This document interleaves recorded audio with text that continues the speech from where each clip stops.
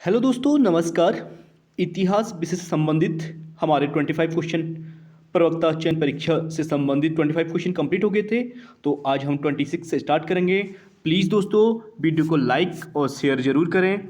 तो आज हम स्टार्ट करेंगे 26 से। तो आज का पहला क्वेश्चन है, निम्न में से किस तिथि को अंग्रेजों ने कलकत्ता पर पुनः अधिकार कर लिया था? तो अंग्रेजों ने कलकत्ता पर पुनः अधिकार जो है 2 जनवरी 1757 को किया था। दूसरा इसका राइट आंसर हो जाएगा।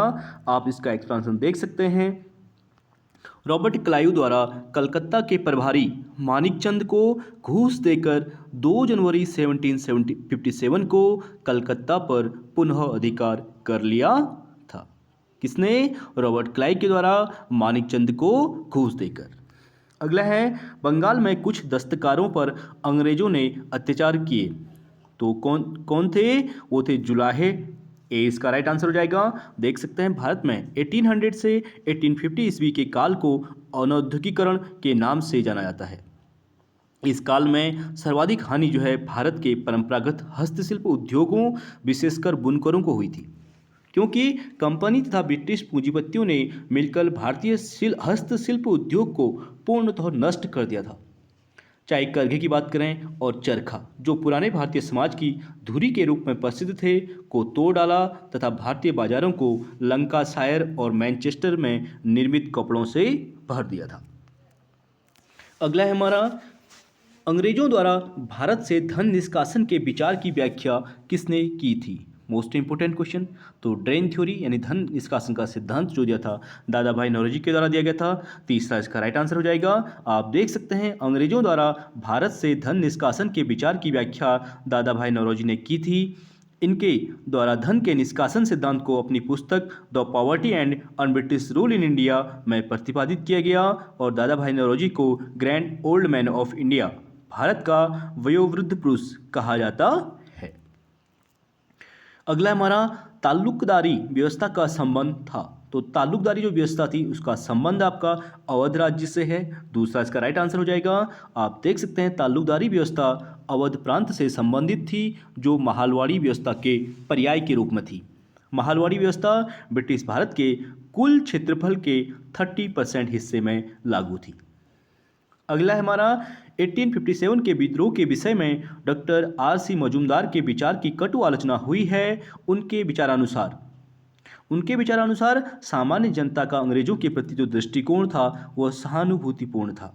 ठीक है, तीसरा इसका राइट आंसर हो जाएगा। आप देख सकते हैं, 1857 के विद्रोह के संबंध में डॉक्टर आर.सी. मजूमदार ने यह विचार व्यक्त किया है कि सामान्य जनता का जो अंग्रेजों के प्रति दृष्टिकोण था वह सहानुभूतिपूर्ण था, जिसकी कटु आलोचना हुई है। अगला है, निम्नलिखित विदेशी यात्रियों में से कौन मुगल साम्राज्य में नहीं आया था? तो बात करें, बर्नियर आए थे, ट्रेवनियर वो भी आए थे, सर टॉमस रो भी जहांगीर के शासनकाल में आए थे, डोमिंगो पेस फोर्थ इसका राइट आंसर हो जाएगा। डोमिंगो पेस जो है राज कृष्ण के देव राय, ठीक है, कृष्णदेव राय के शासनकाल में विजयनगर की यात्रा पर आए थे, जबकि बर्नियर हो गया, ट्रेवनियर हो गया, क्रमशः शाहजहां और औरंगजेब के शासनकाल में भारत आए थे, और सर टॉमस रो मुगल बादशाह जहांगीर के समय में भारत की यात्रा पर आए थे। अगला है हमारा, निम्नलिखित में से कौन मुगल साम्राज्य के पतन के लिए उत्तरदायी कारण नहीं था? तो मुगल साम्राज्य के पतन के कारणों के उत्तरदायी कारणों में नहीं है, वह है प्राकृतिक आपदाएं। फोर्थ इसका राइट आंसर हो जाएगा। यानी विदेशी आक्रमण भी रहा है, कृषक असंतोष भी रहा है, और कमजोर उत्तराधिकारी तो मेन है। आप देख सकते हैं, मुगल साम्राज्य के पतन के लिए प्रत्यक्ष रूप से उत्तरदायी कारण थे, जैसे विदेशी आक्रमण, कमजोर उत्तराधिकारी तथा कृषक असंतोष, और प्राकृतिक आपदाएं मुगल साम्राज्य के पतन के लिए उत्तरदायी कारणों में से नहीं था। अगला है, सूची 1 को सूची 2 से मिलान कीजिए और अधोलिखित कूट का सही उत्तर कीजिए। तो मिलाने के लिए कह रहा है, तो देख लेते हैं। पहला है खुलासत उल त्वारिख। खुलासत उल त्वारिख जो लिखी गई थी वो थी सुजॉन रॉय के द्वारा, ठीक है, पहले का फोर्थ हो जाएगा। दूसरा है लुब उल त्वारिख, तो लुब्ब उल तवारीख जो लिखी गई थी वो राय वृंदावन के द्वारा लिखी गई थी, यानी तीसरा। और फतुहाते आलमगिरी आपको पता है, फतुहाते आलमगिरी ईश्वरदास नागर की है। और अंत में नुस्खा ए दिलकुशा जो है वो किसकी है? भीमसेन बरहानुपुरी, भीमसेन बरहानपुरी की है। आप देख सकते हैं खुलासत उल तवारीख सुजान रॉय, लुब्बल उल तवारीख राय वृंदावन, फतुहाते आलमगिरी ईश्वरदास नागर और नुस्खा ए दिलकुशा जो है भीमसेन की है। अगला है हमारा, बाबर के आक्रमण के समय विजयनगर साम्राज्य का शासक कौन था? यानी जब बाबर ने आक्रमण किया था भारत में, तो विजयनगर का साम्राज्य का शासक जो था वो था कृष्णदेवराय। दूसरा इसका राइट आंसर हो जाएगा, बाबर के आक्रमण 1526 ईस्वी के समय विजयनगर का शासक कृष्णदेवराय था। तुजुके बाबरी, बाबर की आत्मकथा के अनुसार कृष्णदेवराय तत्कालीन हिंदू शासकों में सर्वाधिक शक्तिशाली था। और कृष्णदेवराय ने 1509 से 1529 ईस्वी तक शासन किया था। लगभग कितने वर्ष? 20 वर्ष। अगला है हमारा, कृष्णदेवराय के दरबार में अष्टदिग्गज कौन थे? Most important question. जिस प्रकार शिवाजी के शासन प्रशासन में अष्टप्रधान थे, उसी प्रकार कृष्णदेवराय के दरबार में अष्टदिग्गज थे। ठीक है, तो उसमें से 8 तेलुगु जो कवि थे उन्हीं को अष्टदिग्गज कहा जाता था। यानी पहला इसका राइट आंसर हो जाएगा। आप देख सकते हैं विजयनगर के महानतम शासक कृष्णदेवराय के शासनकाल को तेलुगु साहित्य का क्लासिकी युग भी कहा जाता था। क्लासिक युग का मतलब है स्वर्ण युग।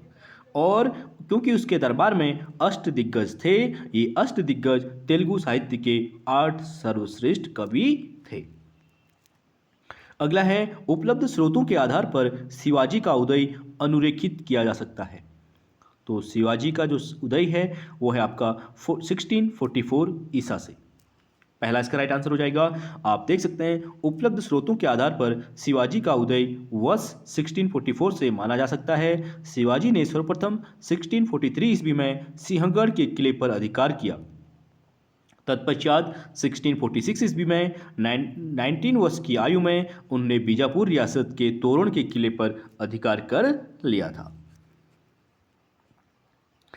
अगला है हमारा, पानीपत के तृतीय युद्ध में मराठों ने अस्थायी रूप से किससे सहायता प्राप्त करने की में असफलता प्राप्त की थी?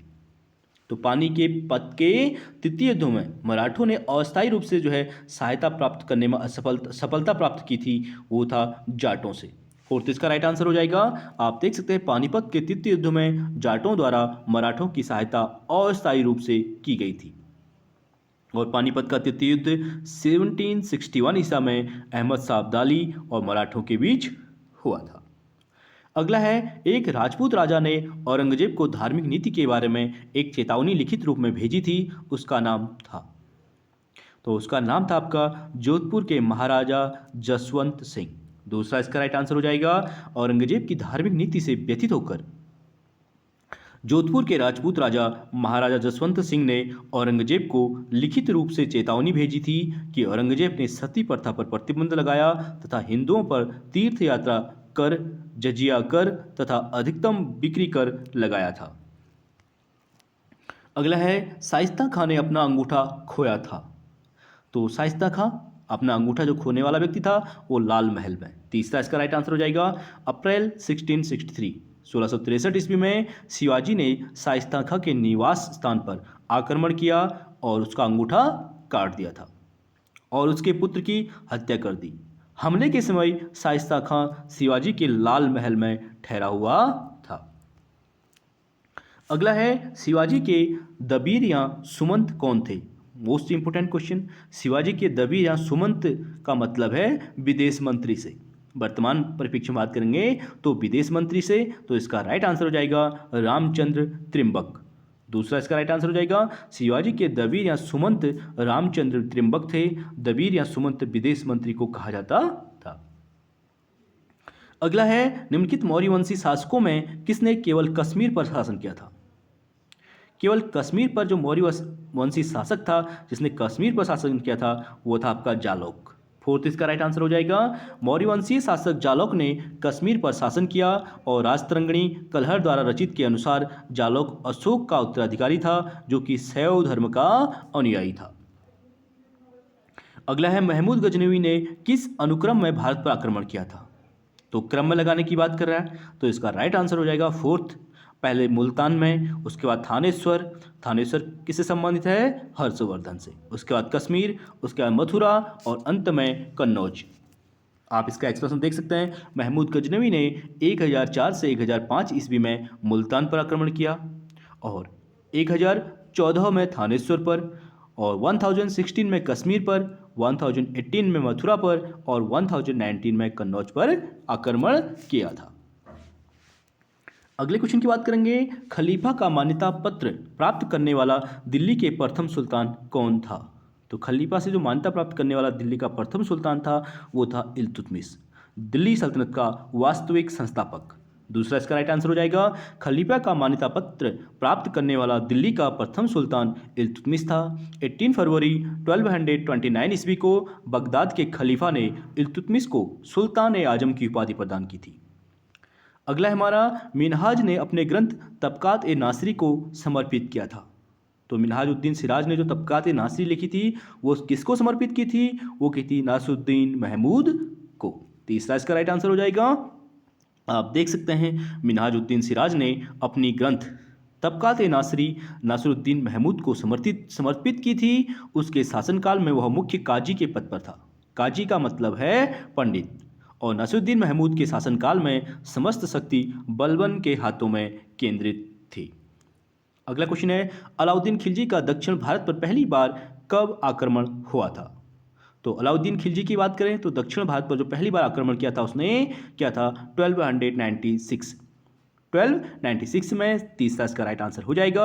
आप देख सकते हैं अलाउद्दीन खिलजी ने दक्षिण भारत पर आक्रमण सर्वप्रथम 1296 में किया था। और जलालुद्दीन 1290 से 96 ईस्वी के शासनकाल में ही अलाउद्दीन खिलजी के नेतृत्व में तुर्कों का प्रथम आक्रमण दक्षिण भारत पर हुआ था। अगला है, तुगलकनामा का रचयिता कौन था? मोस्ट इंपोर्टेंट बुक है। तुगलकनामा के रचयिता जो हैं अमीर खुसरो। तीसरा इसका राइट आंसर हो जाएगा। तुगलकनामा का रचयिता अमीर खुसरो था। अमीर खुसरो को फारसी कवियों में श्रेष्ठ स्थान प्राप्त है और खजाइन उल फुतू, तुगलकनामा, तारीख अलाई आदि इनकी प्रमुख रचनाएं हैं। किसकी? अमीर खुसरो की, जिसे तोता ए हिंद के नाम से भी जाना जाता है। अगला है, महबूब ए इलाही उपाधि थी। Most important question. तो महबूब ए इलाही निजामुद्दीन औलिया की थी। फोर्थ इसका राइट आंसर हो जाएगा। आप देख सकते हैं महबूब ए इलाही की उपाधि निजामुद्दीन औलिया की थी। इन्हीं के नेतृत्व में चिश्ती सिलसिले का भारत में सर्वाधिक विकास हुआ और हिंदू और मुस्लिम दोनों की उदार एवं सहिष्णु संत के चरणों में समान श्रद्धा थी। अगला है, पातशाह की उपाधि धारण करने वाला प्रथम मुगल शासक कौन था? तो पातशाह की जो उपाधि धारण करने वाला प्रथम मुगल शासक था वो था बाबर। पहला इसका राइट आंसर हो जाएगा। पातशाह की उपाधि धारण करने वाला प्रथम मुगल शासक बाबर था। यह मुगल साम्राज्य का संस्थापक था। इन्होंने 1507 में काबुल की विजय के उपरांत इस पदवी को धारण की थी। अगला है, निम्नलिखित इतिहासकारों में से कौन अकबर का समकालीन नहीं है? तो यहाँ पे अकबर के समकालीन नहीं है पूछा गया है। ठीक है, अबुल फजल है, बदायूनी भी है और निजामुद्दीन अहमद भी है। लाहौरी इससे संबंधित नहीं है। अबुल फजल, बदायूनी, निजामुद्दीन अहमद अकबर के समकालीन थे, जबकि लाहौरी जो है मुगल सम्राट शाहजहां का दरबारी इतिहासकार था। अबुल फजल ने आईने अकबरी की रचना की थी। और अकबर के शासनकाल से किस प्रसिद्ध कवि का संबंध है? तो बात करें, ये क्वेश्चन बहुत बार पूछा गया है, तो कवि की बात करेंगे तुलसीदास इनके शासनकाल से संबंधित है, यानी इन्हीं के टाइम पीरियड पे तुलसीदास का शासन पीरियड भी है। अगला हमारा, निम्नलिखित में से कौन मनसबदार की हैसियत का नहीं है? तो मनसबदार की हैसियत का नहीं है पूछा गया है, तो करोड़ी इसका राइट आंसर हो जाएगा। जात, सवार और मसरू तीनों राइट हैं, करोड़ी इससे संबंधित नहीं है। जात, सवार और मसरूद जो है शब्दावली मनसबदारी व्यवस्था से संबंधित हैं, जबकि गुजरात विजय के बाद अकबर ने भू राजस्व व्यवस्था के बेहतर संचालन हेतु 1573 ईस्वी में बंगाल, बिहार और गुजरात को छोड़कर समस्त उत्तर भारत में करोड़ी नामक अधिकारियों की नियुक्ति की और इनकी संख्या 182 थी। अगला क्वेश्चन है, निम्नलिखित में से कौन पाशुपत संप्रदाय का संस्थापक था? Most important question. पाशुपत संप्रदाय का संस्थापक जो माना जाता है लकुलिस को माना जाता है। फोर्थ इसका राइट आंसर हो जाएगा। आप देख सकते हैं पाशुपत संप्रदाय का संस्थापक लकुलिस थे। इन्हें शिव के 18 अवतारों में से एक माना जाता है और इस संप्रदाय के अनुयायियों के पंचार्थिक कहा गया है। ठीक है, इस संप्रदाय के अनुयायियों को क्या कहा गया है? पंचार्थिक। अगला है लिंगायत संप्रदाय लोकप्रिय था। Most important question. तो लिंगायत संप्रदाय का संबंध आपका दक्षिण भारत से हो जाएगा। फोर्थ इसका राइट आंसर है। लिंगायत संप्रदाय दक्षिण भारत में लोकप्रिय था। संप्रति संप्रदाय के प्रवर्तक कल्याणी के शासक कलचुरी विज्जल के प्रधानमंत्री बसवराज व उनके शिष्य जो है चन्नवासव को माना जाता है। अगला है निम्नलिखित में से कौन सा ग्रंथ मौर्य इतिहास पर प्रकाश नहीं डालता है? ठीक है, तो कौन सा ग्रंथ है? तो देवी चंद्रगुप्तम इसका राइट आंसर हो जाएगा। बाकी मुद्रा राक्षस की बात करें, कौटिल्य का अर्थशास्त्र की बात करें, मेगास्थनीज की इंडिका की बात करें, ये सभी मौर्यकालीन प्रशासन से संबंधित हैं। आप देख सकते हैं विशाख दत्त कृत मुद्रा राक्षस, कौटिल्यकृत अर्थशास्त्र एवं मेगास्थनीज कृत इंडिका, तीनों बुक इंपोर्टेंट हैं, बहुत बार एग्जाम में पूछे गए हैं। से मौर्यों के इतिहास की महत्वपूर्ण जानकारी प्राप्त होती है और धातव्य है कि विशाख दत्त कृत देवी चंद्रगुप्तम से गुप्त शासक चंद्रगुप्त द्वितीय और ध्रुव देवी के विवाह की जानकारी प्राप्त होती है, न कि मौर्य प्रशासन की। अगला क्वेश्चन है चंद्रगुप्त मौर्य की श्रद्धा थी। तो चंद्रगुप्त मौर्य की बात करें तो उनका जो अंतिम समय में उन्होंने जैन धर्म को अपना लिया था, तो दूसरा इसका राइट आंसर हो जाएगा। चंद्रगुप्त की श्रद्धा जो जैन धर्म में थी। जैन अनुयायियों के अनुसार जीवन के अंतिम चरण में चंद्रगुप्त ने जैन धर्म स्वीकार कर लिया और कहा जाता है कि जब मगध में 12 वर्ष का दुर्भिक्ष पड़ा तो चंद्रगुप्त ने राज्य त्याग कर जैन आचार्य भद्रबाहु के साथ श्रवणबेलगोला कहाँ है? कर्नाटक, मैसूर के निकट चला गया और एक सच्चे जैन भिक्षु की भांति उसने निराहार समाधिस्थ होकर प्रवेश प्रक्रिया में प्राण त्याग कर दिया था। यानी उन्होंने जो जैन धर्म की परंपरा के अनुसार अपने प्राण त्यागे थे। ठीक है, तो मोस्ट इंपोर्टेंट क्वेश्चन है, ये भी पूछा गया है बहुत बार कि मौर्य प्रशासन का वो शासक कौन था जिसने जैन परंपरा के अनुसार अपने प्राणों का त्याग किया था प्रवेश प्रक्रिया की तहत। इसे सन्निधाता भी कहा जाता है। तो चंद्रगुप्त मौर्य यहाँ पे राइट हो जाएगा। अगला है हमारा निम्न में से किस शासक के काल में तृतीय बौद्ध संगीति का आयोजन किया गया था? तो तृतीय बौद्ध संगीति का आयोजन जो किया गया था अशोक के शासनकाल में किया गया था। दूसरा इसका राइट आंसर हो जाएगा। आप देख सकते हैं उसकी अध्यक्षता मुगली पुत्र तिस्सी के द्वारा की गई थी। प्रश्नगत अशोक के शासनकाल में पाटलिपुत्र में तृतीय बौद्ध संगीति का आयोजन हुआ था जिसकी अध्यक्षता मुगली पुत्र तिस्सी ने की थी। अगला है हमारा अशोक का समकालीन सीरिया और पश्चिमी एशिया का शासक कौन था? तो अशोक के समकालीन सीरिया और पश्चिमी एशिया का शासक जो था आपका अंत्योकस द्वितीय। ठीक है, दूसरा इसका राइट आंसर हो जाएगा। अशोक का समकालीन सीरिया और पश्चिमी एशिया का जो शासक था एंटियोकस द्वितीय था। दातव्य हो कि उसने धम्म प्रचार के लिए यहाँ धम्म प्रचारक भी भेजा था। अगला है पौत्वाध्यक्ष प्रभारी अधिकारी था। तो पौत्वाध्यक्ष जो प्रभारी अधिकारी था वो था तौल माप का। दूसरा इसका राइट आंसर हो जाएगा। आप देख सकते हैं अर्थशास्त्र में कुल जो है 26 अध्यक्षों का उल्लेख है, उसमें से प्रमुख अध्यक्ष उनके कार्य इस प्रकार हैं। यहाँ से क्वेश्चन भी पूछा गया है। जैसे लक्षणाध्यक्ष है वो मुद्रा व टकसाल का होता था। पौत्वाध्यक्ष मापतौल का अधिकारी होता था। सीता अध्यक्ष मोस्ट इंपोर्टेंट बहुत बार पूछा गया है। सीता अध्यक्ष राजकीय कृषि विभाग का अध्यक्ष था। और अकाराध्यक्ष खानों का अध्यक्ष, विविता अध्यक्ष चारागाहों का अध्यक्ष और पणिया अध्यक्ष व्यापार वाणिज्य का अध्यक्ष है। अगला है हमारा अशोक ने लुम्बिनी ग्राम के लिए भू राजस्व की क्या दर निश्चित की थी? तो अशोक की बात करें लुम्बिनी ग्राम के लिए उन्होंने भू राजस्व की दर निश्चित की थी 1/8। फोर्थ इसका राइट आंसर हो जाएगा। अशोक द्वारा लुम्बिनी ग्राम हेतु भू राजस्व की दर 1/8 निर्धारित की थी। दातव्य हो कि लुम्बिनी में ही रुम्नदेई का उल्लेख स्थापित है। यहीं पर भगवान बुद्ध का जन्म भी हुआ था। अगला है अशोक द्वारा बराबर गुफा का निर्माण कराया गया था। मोस्ट इंपोर्टेंट क्वेश्चन, अशोक के द्वारा जो बराबर गुफाओं का निर्माण कराया गया था वो आजीवकों के लिए, आजीवक संप्रदायों के लिए। ठीक है, फोर्थ इसका राइट आंसर हो जाएगा। अशोक द्वारा बराबर गुफा का निर्माण आजीवकों के लिए कराया गया था। बराबर पहाड़ी का आधुनिक नाम खतलिक पर्वत है, जबकि उसके पुत्र दशरथ ने नागार्जुनी पहाड़ियों में आजीवकों के लिए गुफा प्रदान की थी। और आज का अंतिम क्वेश्चन है, गायत्री मंत्र संबोधित है। मोस्ट इंपोर्टेंट क्वेश्चन, ये भी बहुत बार पूछा गया है। तो गायत्री मंत्र का संबंध आपका सविता से यानी सवृत को समर्पित है। तीसरा इसका राइट आंसर हो जाएगा। ऋग्वेद के तीसरे मंडल से संबंधित है। आप देख सकते हैं ऋग्वेद जो वेदों में सबसे प्राचीन है। ऋग्वेद मंत्रों का एक संकलन या संहिता है जिसमें 10 मंडल और 1028 सूक्त हैं। और ऋग्वेद का तृतीय मंडल विश्वामित्र का है। इनको पहला धर्मगुरु माना जाता है। विश्वामित्र जो है कुशिक कुल के थे और इसी मंडल में गायत्री मंत्र का जो है उल्लेख किया गया है और जिसकी रचना विश्वामित्र ने अनार्यों को आर्य बनाने हेतु की थी। और गायत्री मंत्र सवित को यानी सविता को संबोधित है जो सूर्य का रूप एवं प्रातःकाल की देवी के रूप में जाना जाता है। तो चलिए फ्रेंड्स, आज के लिए इतना ही। आई होप वीडियो पसंद आई होगी। प्लीज़ वीडियो को आप लोग लाइक और शेयर ज़रूर करें। तो बाकी नेक्स्ट क्लास में करेंगे। Thank you so much.